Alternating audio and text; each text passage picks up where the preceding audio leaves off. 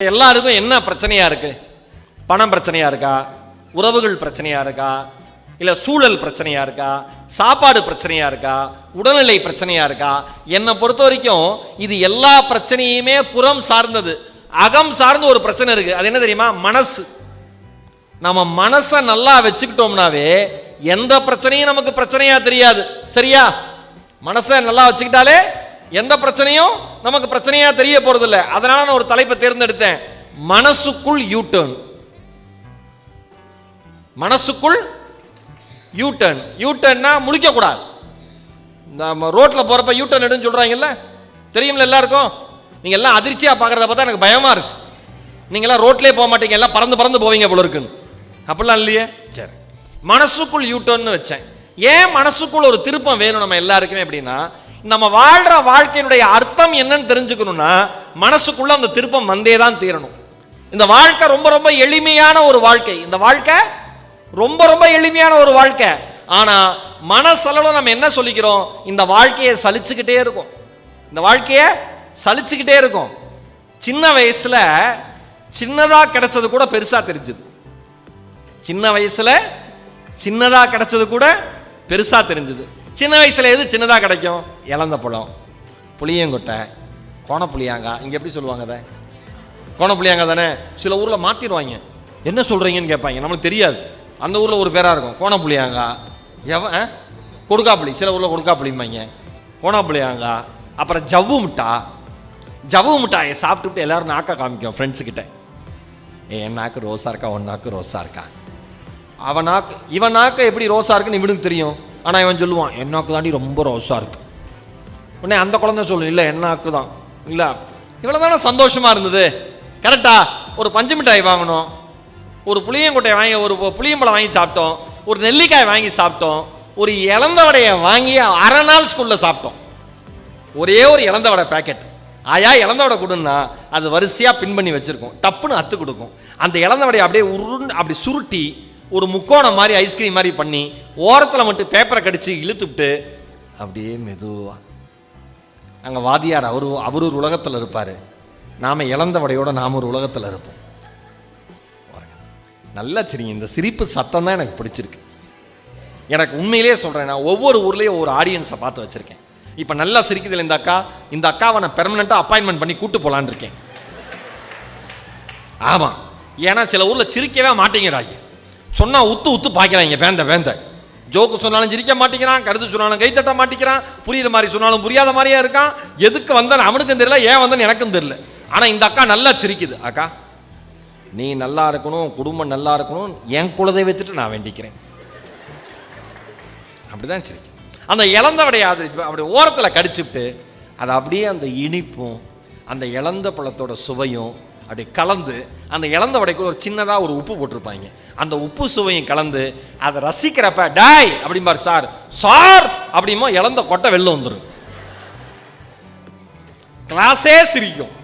நான் என்ன சொல்றேன், ஒரு 25 பைசால ஒரே ஒரு 4 அணா காசு. இன்னைக்கு 4 அணா இன்னைக்கு இருக்கிற குழந்தைங்களுக்கு தெரியாது.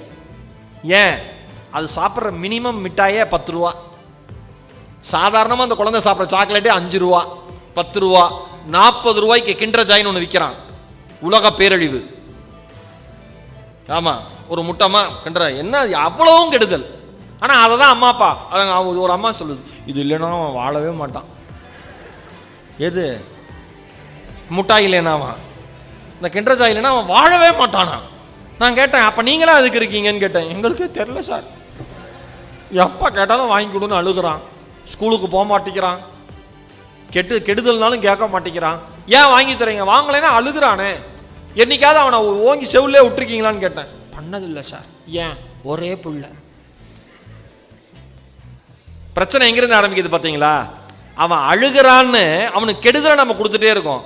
ஒரே ஒரு அரைஞ்சு இது கெடுதல்றானா ஓன்னு அழுதுட்டு நிப்பாட்டிடுவான். சின்ன வயசுல நம்மளை அப்படிதானே சார் பண்ணாங்க. கரெக்டா? நம்ம அழுது அடம் பிடிச்சி நடுத்தெருவில் உட்காருவோம்.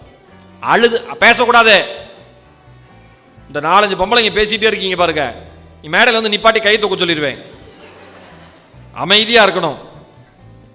அம்மா உட்கார இடம் இல்லையாம்மா, அன்பு தாயை உட்கார இடம் இல்லையா, வா சரி உட்காந்துது. சரி கோச்சுக்காத, நான் என்ன உன் புருஷனா? கோச்சுக்காத, அன்பா சொல்லு. உட்கார இடல உட்கார இடம், ஏன் பதட்டப்படுற?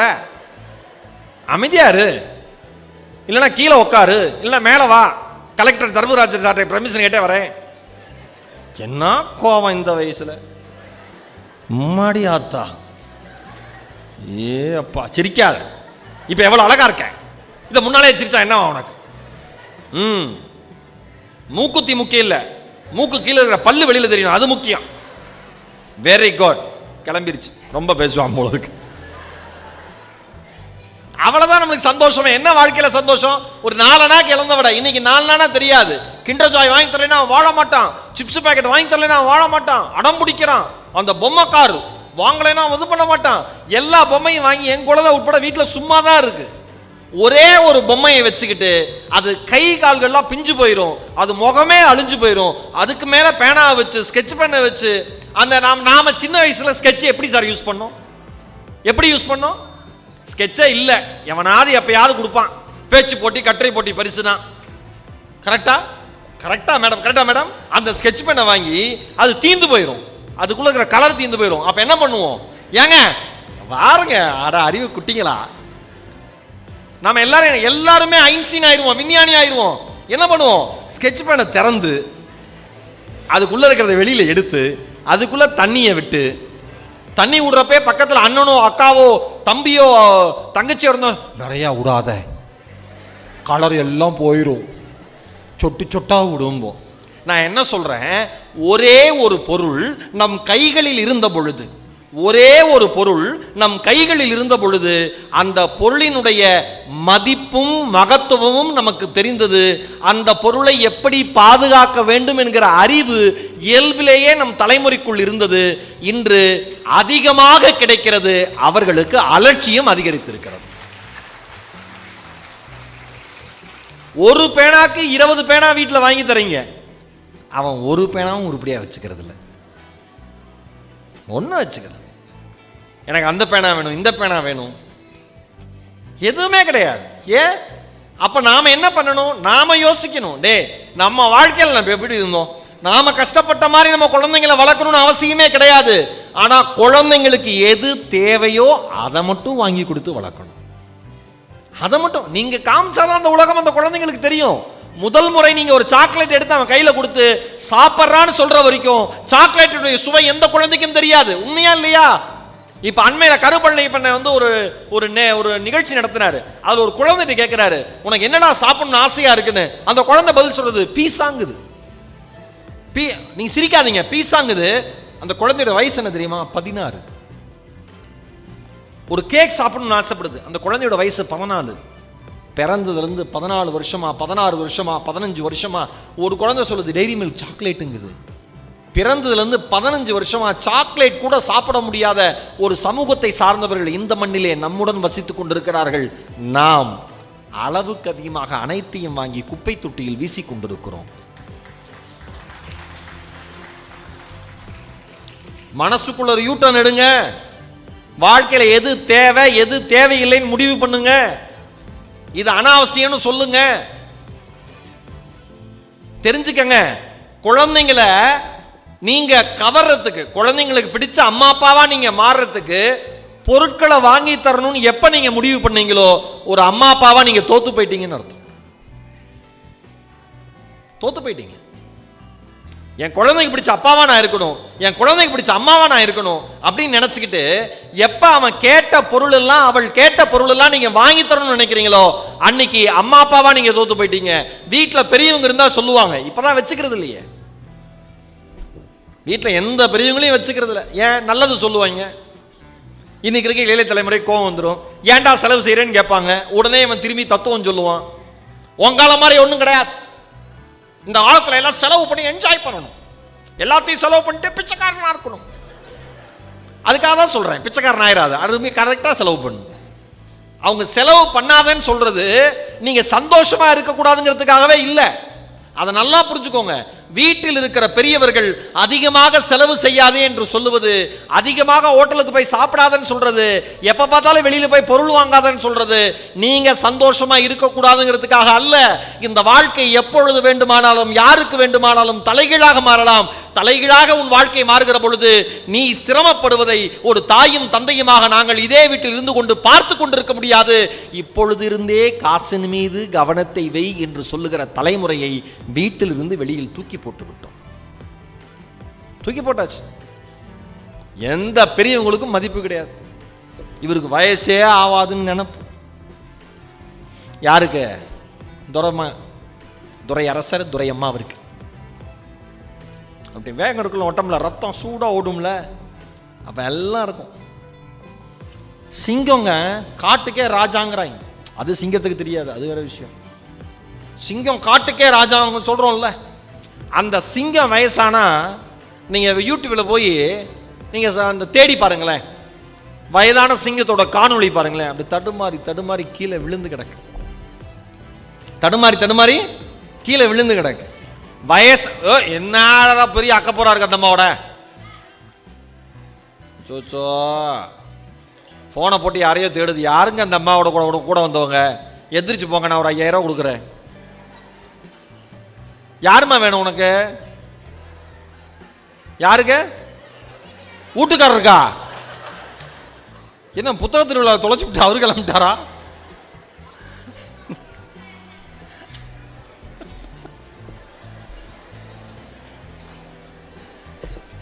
வீட்டுக்காரருக்கு போன போடுறேன், அவன் எடுக்க மாட்டேங்கிறானா? நல்லது. நான் இது வேற நடுவில் யாராவது குழப்பி விட்டு எதில் விட்டேன்? சிங்கம் இல்ல, உங்களுக்கு ஞாபகம் இருக்கான்னு பார்த்தேன். அடிக்கடி கேட்டுட்டே இருப்பேன். சிங்கம், வயசான சிங்கம் தடுமாறி உழுகுது. சிங்கத்துக்கே இந்த நிலைமை. வயசானா சிங்கத்துக்கே யாராவது உதவிக்கு இருக்கணும். நமக்கு வேண்டாமா? ஆனால் நம்ம நினைப்பு என்ன? வயசே ஆகாத நினைச்சு அம்மா அப்பாட்ட கடுமையாக பேசுறது, மனைவிட்ட கடுமையாக பேசுறது, எல்லார்ட்டையும் கடுமையாக பேசுறது. எனக்கு பிடிச்ச ஒரு மனிதர் மனிதர் தான் சொல்லுவேன். அப்புறம் தான் ஒரு கவிஞர் எழுத்தாளர் நா. முத்துக்குமாரன். அற்புதமான ஆன்மாக. இந்த உலகத்தில் நல்லவர்களை காலம் அதிகமாக தக்க வைத்துக் கொள்வதில்லை. இந்த உலகத்தில் நல்லவர்களை காலம் அதிகமாக தக்க வைத்துக் கொள்வதில்லை. பேசினாலே எமோஷனல் ஆயிடும். அண்ணனை பற்றி பேசினாலே. அண்ணன் எழுதின நா. முத்துக்குமார் கட்டுரைகள்னு தொகுப்பே இருக்கு. அவரது எது வேணா வாங்கி படிங்க. கவிதை, கட்டுரை தொகுப்பு எது வேணா வாங்கி படிங்க. அதுல வெந்து தணிந்தது காடுன்னு ஒரு கட்டுரை. அது ஆரம்பிக்கிறப்ப இப்படிதான் அண்ணன் ஆரம்பிக்கிறார். மழையை விட, கடலை விட, நதியை விட, குளத்தை விட அதி மர்மமானதும் அதி ரகசியமானதுமான நீர் கண்ணீர்னு ஆரம்பிக்கிறார். அந்த கண்ணீர் அவ்வளோ ரகசியமானது. அது எதனால கண்களில் இருந்து வெளிப்பட்டு வெளியில் வருகிறது, எட்டி குதிக்கிறதுங்கிறது யாருக்குமே தெரியாது. அண்ணன் அந்த கட்டுரை ஆரம்பிக்கிறப்ப சொல்றாரு, பெண்கள் எப்பயுமே கண்ணீர் துளிகளோட தான் இருக்காங்க. நிறைய பெண்கள் இருக்கிறதுனால சொல்றேன். பெண்கள் எப்பயுமே அதிகமான கண்ணீர் துளிகளுக்கு சொந்தக்காரர்களா இருக்காங்க. இந்த காலம் என்ன செய்யுதுன்னா, நல்ல நல்ல வார்த்தைகளை, நல்ல நல்ல விளையாட்டை கூட இரட்டை அர்த்தத்தில் எடுத்துக்கொள்கிற காலமா இந்த காலம் போயிடுச்சு. மனுஷனோட மனசு, அதான் மனசுக்குள் யூட்டர்ன் போடலான்னு நினைச்சேன் நான். மனுஷனோட மனசு ஏன்டா இவ்வளவு கொடூரமா மாறிடுச்சு நான் யோசிச்சு பார்க்கிறேன். ஒரு சாதாரண வார்த்தையை இரட்டை அர்த்தமுடைய அர்த்தமுடைய வார்த்தையா நம்ம பார்க்க ஆரம்பிச்சிட்டோம். அம்மா அப்பா விளையாட்டணும்னு படத்துல காமெடியா வரப்ப எல்லாம் சிரிக்கிறோம். ஆனா சின்ன வயசுல நாம விளையாண்ட அம்மா அப்பா விளையாட்டா என்ன இருந்தது? அப்பா மாதிரி நம்ம வேலைக்கு போயிட்டு வர மாதிரி இருப்போம். அம்மா மாதிரி நம்ம கூட இருக்கிற தோழிகள்லாம் இருப்பாங்க. அவங்க அம்மா மாதிரி நடிப்பாங்க, நம்ம அப்பா வரையும் நடிக்கணும். இதுதான் அம்மா அப்பா விளையாட்டா இருந்தது. இது திரைப்படம் வேற மாதிரி மாத்துச்சு. அதை விட்டுருங்க. ஒரிஜினலா உண்மையான ஒரு அப்பா அம்மா விளையாட்டு நம்ம சின்ன வயசுல இருந்தப்ப எப்படி விளையாண்டோமோ அது அண்ணன் பதிவு பண்றாரு. அவர் பதிவு பண்ணதை நான் அப்படியே படிக்கிறேன். அவ்வளோ அழகான வார்த்தை. சின்ன வயசுல நாங்கெல்லாம் அம்மா அப்பா விளையாட்டு விளையாண்டுட்டு இருப்போம். எங்க வயசு, அதாவது முத்துக்குமாரன் வயசுடைய சிறுமிகள் வீட்டில இருந்து எடுத்து வந்து அகல் விளக்குல மண்ணை நிரப்பி சோறு பொங்குற மாதிரி நடிப்பாங்க. சும்மா விளக்கு எடுத்துட்டு வந்து அதுல மண்ணை நிரப்பி சோறு பொங்குற மாதிரி அவங்க அம்மாவா நடிப்பாங்க. நாங்கெல்லாம் வேலைக்கு போயிட்டு திரும்புகிற அப்பாவா நடிப்போம். வேலைக்கு போயிட்டு வர பையன் கேட்பானா, அப்பாவா நடிக்கிற பையன் கேட்பானா, என்ன குழம்படி வச்சிருக்க? எல்லா அப்பனும் இதை தான் கேட்டிருக்கான். ஒரு அப்பம் கூட பொண்டாட்டிட்டு நல்லா இருக்கியா, இன்னைக்கு நல்லா இருந்தையா, இன்னைக்கு நீ சாப்பிட்டையா, இன்னைக்கு மனமகிழ்ச்சியா இருந்தியா கேட்டதே இல்லை. என்ன குழம்படி வச்சிருக்க? உடனே அந்த அம்மாவா நடிக்கிற பொண்ணு பயந்துக்கிட்டு, கத்திரிக்காய் சாம்பார். மீன் குழம்பு ஏண்டி வைக்கல? ஏண்டி வைக்கலங்கிறப்ப டீயை மட்டும் அழுத்தி சொல்லுவாங்களாம். ஏண்டி வைக்கல அப்படின்னோடனே இல்லாத பெல்ட்டை எடுத்து அடிக்கிற மாதிரி ஆக்ஷன் கொடுப்பாங்களாம். அவங்களாம் அடி வாங்குற மாதிரி வாங்கி அப்படியே சினிங்க அழுதுட்டு, குடிச்சிட்டு வந்து காசே தரமாட்டிக்கிற, நான் காட்டில் விறகு விற்று அதை வச்சு சோறாக்குறேன், அதனால தான் தயங்கி அப்படின்னு தயங்கி சொல்லுவாங்களாம். எதுத்தாடி பேசுற அப்படின்னு ஒரு கெட்ட வார்த்தையை சொல்லி மறுபடியும் அடிப்பாங்களாம் அந்த குழந்தைய. அவர் முத்துக்குமாரன் சொல்றாரு, எங்களுக்கு அப்பன் கொடுத்து, அப்பனுக்கு பாட்டன் கொடுத்து, பாட்டனுக்கு முப்பாட்டன் கொடுத்த ஆண் என்னும் திமிர் எங்கள் பிஞ்சு கைகளில் குடியேறும். நாங்கள் திமிரோடும் பெண்கள் தியாகத்தோடும் வீடு செல்வதாக அந்த விளையாட்டு முடிவுறும்.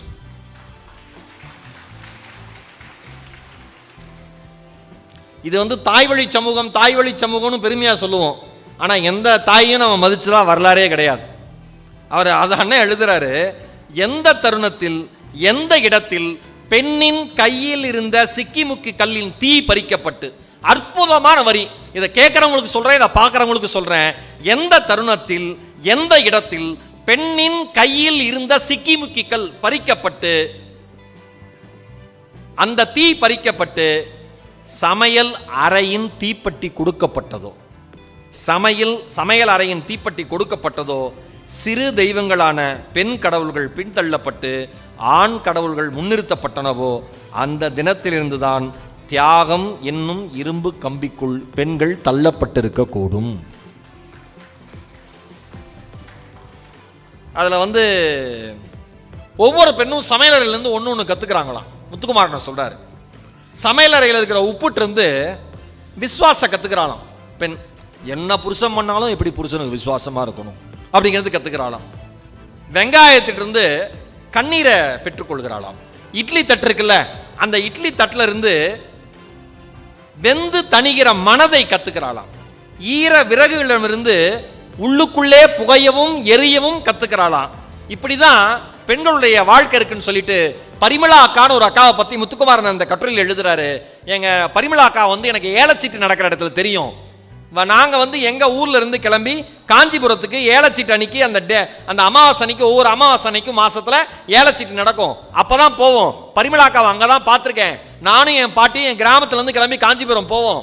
காலையிலேயே போயிடுவோம், தியேட்டர்ல படம் பார்ப்போம், மத்தியானம் சாப்பிடுவோம், மார்க்கெட்ல போய் காய்கறி வாங்குவோம், அப்படியே ஏலச்சீட்டு நடக்கிற வீட்டுக்கு போவோம். அங்கதான் பரிமளா அக்காவை பார்ப்பேன். பரிமளா அக்கா என்னை எடுத்து மடியில் உட்கார வச்சுக்கும், நிறைய பேசும். அப்புறம் நானு பரிமளா அக்கா பாட்டி 3 பேரும் ஏகாம்பரநாதர் கோயிலுக்கு போவோம். அங்க போய் பாட்டிக்கிட்ட பரிமளா அக்கா நிறைய பேசும். பாட்டிகிட்ட பரிமளா அக்கா நிறைய பேசும்.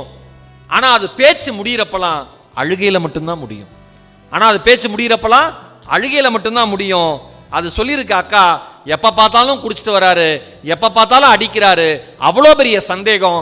வீட்டு வாசலை யாராவது தண்ணி கேட்டா கூட நான் கொண்டு போய் கொடுக்குறேன்னு அவர் கொண்டு போய் கொடுக்குறாரு, அவ்வளோ பெரிய சந்தேகத்தோட நான் வாழ்ந்துட்டு இருக்கேன் அப்படின்னு சொன்ன இந்த பாட்டி சொல்லிச்சான். பொண்ணா பிறந்துட்டோமேடி, பொறுத்துப்போன்னு சொல்லிட்டு பாட்டியும் கிளம்பி வந்துருமா. ஒவ்வொரு முறை பரிமளா அக்காவை பார்த்துட்டு நான் முத்துக்குமார் அவர்களும் பாட்டியும் மறுபடியும் காஞ்சிபுரத்துல இருந்து அவங்க கிராமத்துக்கு பயணம் பண்ணி வரப்ப அந்த பாட்டி எதுவுமே பேசாதான். ஏன் தெரியுமா? ஒரு பெண்ணின் மனதில் இருந்து கொட்டிய வார்த்தைகள் இன்னொரு பெண்ணுடைய மனதிற்கு வருகிற பொழுது, அந்த மனம் கணக்கிற பொழுது பேசுவதற்கு வார்த்தைகள் எதுவுமே இருக்காது. அமைதியா அந்த பாட்டி வந்துச்சான். ஒரு நாள் நீங்க எத்தனை பேருக்கு இது தோடி இருக்குன்னு தெரியல, முத்துக்குமார் கரெக்டா எழுதியிருக்காரு. ஒரு நாள் பரிமளா அக்காவோட புருஷனை பார்த்திருக்காரு, கணவரை நாமுத்துக்குமார் பார்த்திருக்காரு. சைக்கிள்ல பரிமளா அக்கா உட்கார வச்சு ஓட்டிட்டு போயிருக்காரு. பெரிய மீசை, தடித்த உருவம், அந்த அக்காவுக்கும் அவருக்கு சம்பந்தமே இல்லை. அந்த மாதிரி இவருக்கு தோணுச்சான், எப்படியாவது ஒரு பெரிய கல்லை எடுத்து அந்தாலும் அடிச்சுட்டு ஓடி பண்ணணும்னு தோணுச்சான். எனக்கு இப்படி தோணிருக்கு சின்ன வயசுல. இதை படிச்சோன்னு எனக்கு ஞாபகம் வந்திருக்கு. நான் இருந்த வீட்டு பக்கத்தில் ஒருத்தர் எந்நேரமும் அந்த அக்காவை டார்ச்சர் பண்ணிட்டே இருப்பார். நான் யோசிப்பேன், இந்த ஆள் பைக்கில் போறப்ப தள்ளி விட்டுறணும், கிணத்துல எட்டி பார்க்குறப்ப காலை தூக்கி விட்டுறணும். ஏன் இருந்தாலும் இந்த இவ்வளோ நல்லா அக்காவை கொடுமைப்படுத்துறான்னு கரெக்டாக அதே மாதிரி மனநிலையில் முத்துக்குமாரன் எழுதியிருக்காரு. ஒரு நாள் போகிறாங்க, அதே ஒரு அமாவாசை தினம், ஏலச்சீட்டு தினம். பரிமளா அக்கா வரல. ஏன் வரலன்னு இவங்க கேட்குறாங்க. அடுத்த மாதம் வருண்டான்னு பாட்டி சொல்லுது. ஆனால் அந்த ஏல சீட்டு நடக்கிற இடத்துல பரபரப்பாக எல்லாரும் பேசிட்டே இருக்காங்க. என்ன பேசுகிறான்னு யாருக்கு புரியல. ஆனால் முத்துக்குமரன் அவர்களுக்கு தகவல் வந்துடுது. என்ன தகவல்னா, பரிமளா அக்கா தான் புருஷனோட தலையை வெட்டி இட்லி குண்டால வச்சு எடுத்துட்டு போய் போலீஸ் ஸ்டேஷனில் சரண்டர் ஆயிருக்கு.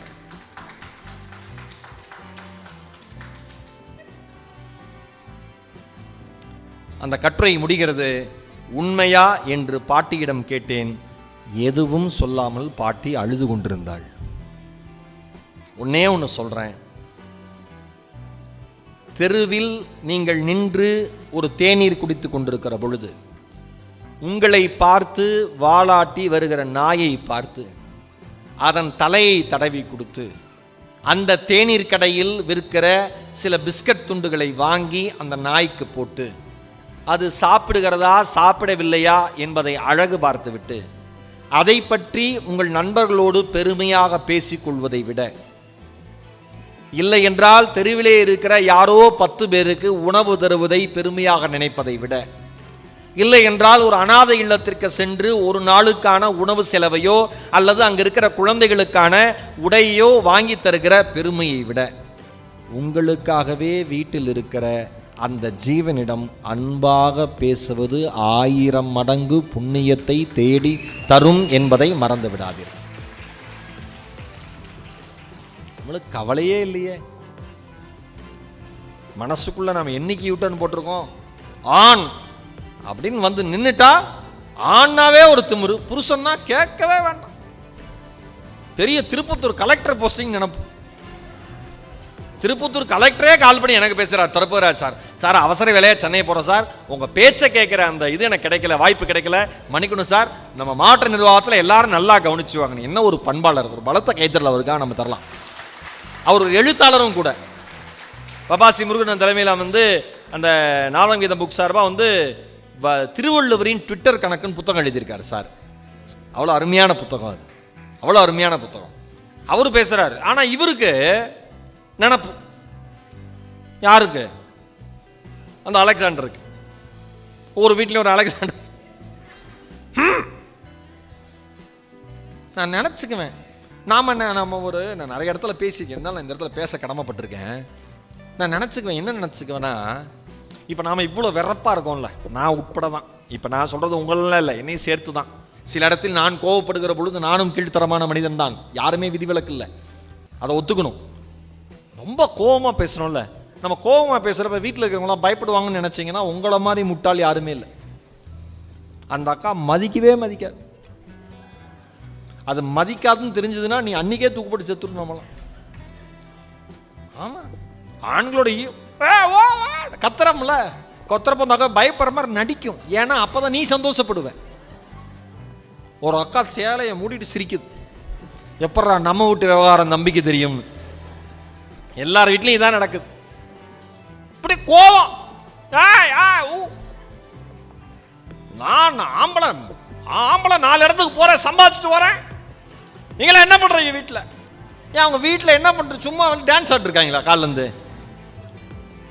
நீங்க இனிமேல் இங்க இருக்கிற பெண்கள் எல்லாம் சொல்லுங்க, இனிமேல் உங்க வீட்டில் ஆண்கள் யாராவது இவ்வளவு நேரம் என்னடி வீட்டில் பண்ணிட்டு இருந்தேன்னா எல்லாரும் குரூப்பா சேர்ந்து ஆடிக்கிட்டு இருந்தோங்க.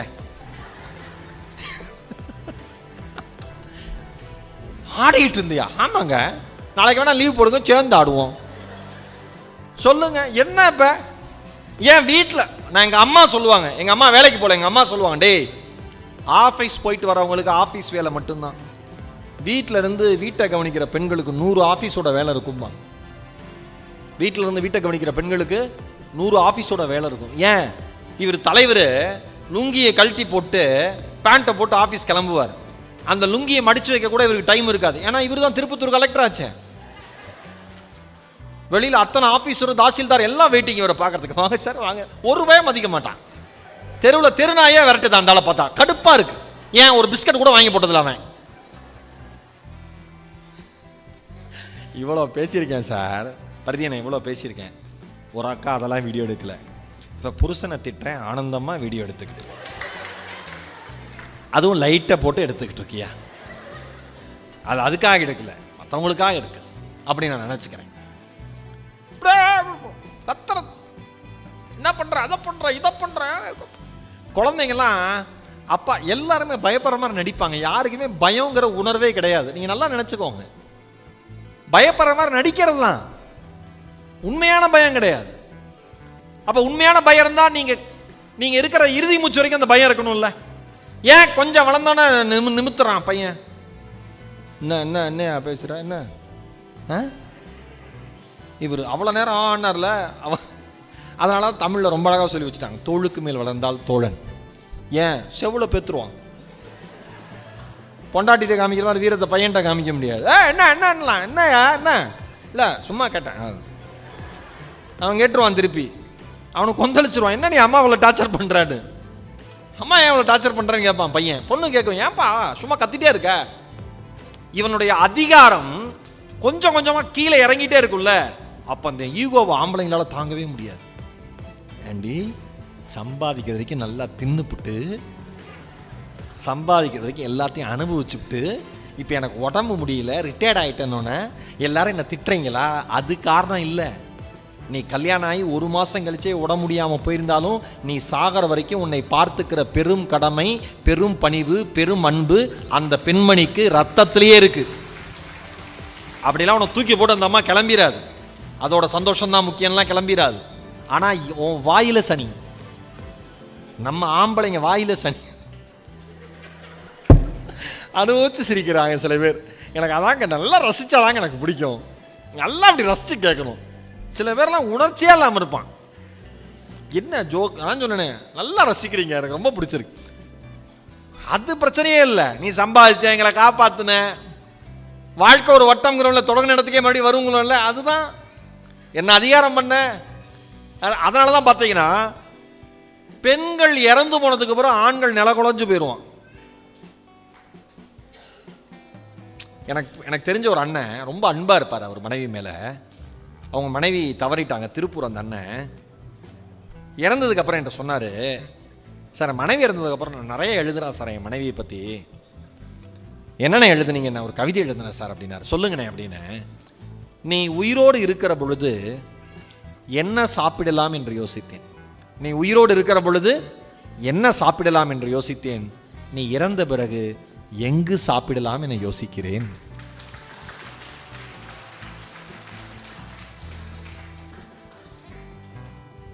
அந்த ஐயா இல்லாமல் அந்த அம்மா பேலன்ஸ் பண்ணி வாழ்க்கையை கொண்டு போயிடும். வாங்க மேடம், வணக்கம். அந்த ஐயா இல்லாமல் அந்த அம்மா வாழ்க்கையை பேலன்ஸ் பண்ணி கொண்டு போயிடும். ஆனால் இவங்க இல்லாமல் ஆனால ஒரு செகண்ட் கூட ஒரு அடி கூட எடுத்து வைக்க முடியாது.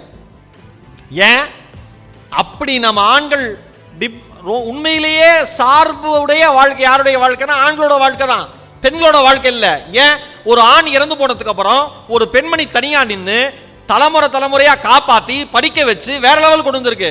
ஒரு ஆணுக்கு ரொம்ப ரொம்ப சிரமம். ஏன் இன்னொரு துணை இல்லாம அவனால அடுத்த அடி எடுத்து வைக்க முடியாது. சின்ன வயசுல இறந்து போயிட்டா. ஆனா பெண்ணுக்கு இயல்பா இருக்கு. ஏன் அவங்களுக்கு ஒரு வைராகியம் இருக்கும். டேய் ஆண் இல்லாத வீடுன்னு நீங்க யாரும் சொல்லிடாதீங்கடா. ஒரு ஆண் இருந்து இந்த குடும்பத்தை எப்படி காப்பாற்றுவானோ அவன் இல்லாமல் கூட என்னால் 10 ஆணாக உழைத்து இந்த குடும்பத்தை காப்பாற்ற முடியும் என்று சொல்பவள் பெண். அந்த பெண்கிட்ட தான் நம்ம எவ்வளவு பெரிய அதிகாரம் பண்றோம். இன்னைக்கு எல்லா துறையிலையும் பெண்கள் இருக்காங்க. தமிழகத்தில் இந்தியா முழுக்க மாவட்ட ஆட்சித்தலைவராகவே அவ்வளவு பெண்கள் இருக்காங்க. நேத்து போனேன் தேனியில, திருமதி மதிப்புக்குரிய சஜீவனா ஐஏஎஸ் அவர்கள், தேனியோட கலெக்டர் மேடம், கம்பீரமா பார்க்கவே சந்தோஷமா இருக்கு. அவ்வளவு தூரம் வந்துட்டாங்க. ஆனாலும் ஆம்பளை கேட்க மாட்டான். ஆண் சூர்யா, எஸ்ஜே சூர்யா சொல்லுவார்ல, நெடில் லுங்கிய அவுத்து போட்டா இந்த கலெக்டர் ஐயாவுக்கு மடிச்சு வைக்க துப்பு இல்லை, அது ரவுண்டா கிடக்கும். அப்படியே பேண்ட்டை போட்டு கிளம்பிடுவார். ஏன்னா வெளியில அவ்வளவு வேலை இருக்கு.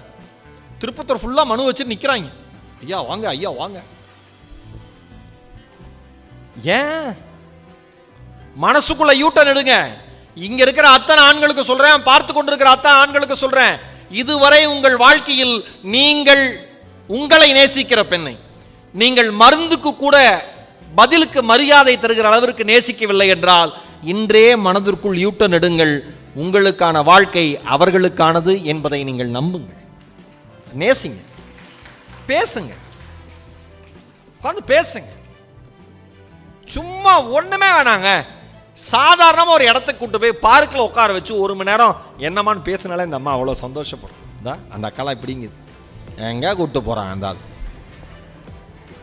ஏன்னா அந்த அம்மாவுக்கு தெரியும் நீங்கள் சிங்கப்பூர்லாம் கூட்டிகிட்டு போய் பேச மாட்டீங்கன்னு தெரியும்.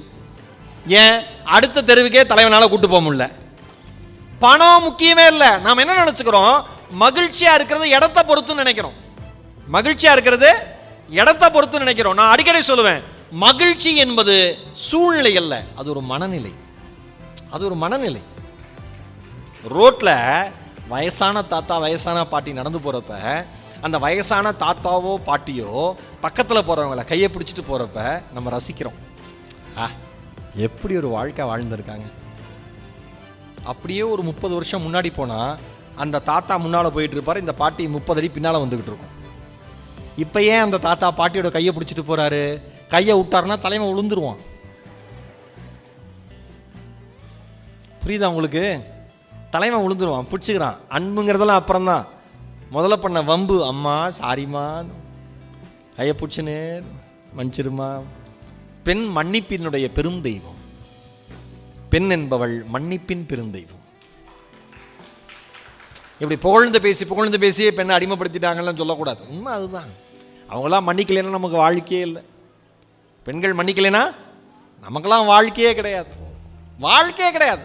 அது குழந்தைங்களானாலும் அப்படிதான், குழந்தைங்கிட்டையும் அப்படிதான் சொல்றேன்.